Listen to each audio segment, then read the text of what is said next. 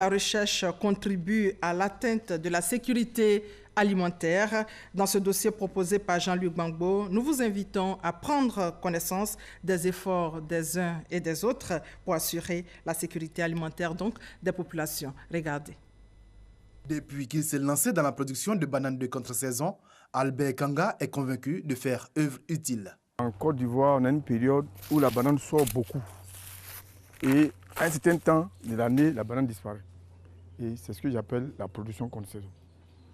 Ça nous permet d'avoir la banane au moment où il n'y a pas de banane. C'est une manière aussi de contribuer à l'autosuffisance alimentaire. La bananeraie d'Albert Kanga s'étend sur une superficie de 15 hectares, dont 5 sont essentiellement dédiés à la production de bananes de contre-saison. Albert est devenu un spécialiste de la contre-saison en 2014 grâce au Centre national de recherche agronomique. Pour produire la contre-saison, ce n'est pas facile. La banane doit fleurir dans le mois de février où il n'y a pas d'eau. Or, un bananier qui n'a pas d'eau ne peut pas donner un bon régime. Mais Dieu merci, avec les nouvelles variétés du CNRA, ça nous a permis aujourd'hui d'avoir vraiment entre 25 et 30 tonnes à l'hectare. Albert est l'un des principaux fournisseurs des grandes surfaces et les marchés du vivrier en Côte d'Ivoire. En dehors de la banane, plusieurs autres spéculations vivrières ont fait l'objet de recherches scientifiques. Nous sommes à la station de recherche sur les cultures vivrières du CNRA à Bouaké. Ici, le Dr Dibi et son équipe achèvent leurs travaux sur de nouvelles variétés de patates douces.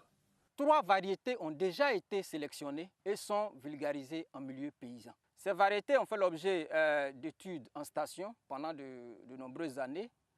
En plus, elles ont été sélectionnées avec la collaboration de paysans dans différentes zones de la Côte d'Ivoire. La force de cette variété, c'est sa forte valeur nutritionnelle et son cycle de production assez court. L'accent chez nous ici est mis sur la sélection de variétés à chair orange, c'est-à-dire des variétés qui sont riches en provitamine A.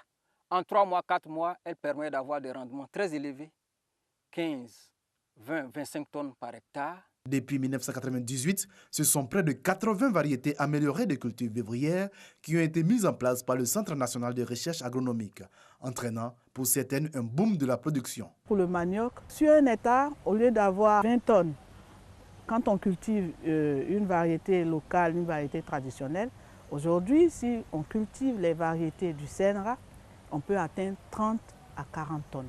Proposer des technologies performantes, tolérantes aux maladies et riches en nutriments afin de relever le défi de la sécurité alimentaire. Mais aujourd'hui, la recherche se trouve confrontée à quelques obstacles. La recherche coûte très cher. Souvent, on ne compte même pas le financement et il faut s'occuper du chercheur lui-même. Il faut les infrastructures.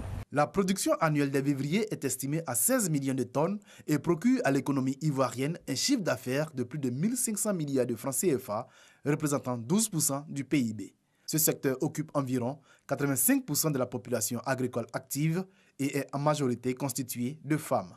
Les cultures vivrières ont permis d'assurer l'autosuffisance alimentaire de la Côte d'Ivoire, à l'exception du riz, dont la demande est satisfaite à près de 30% par des exportations. Et depuis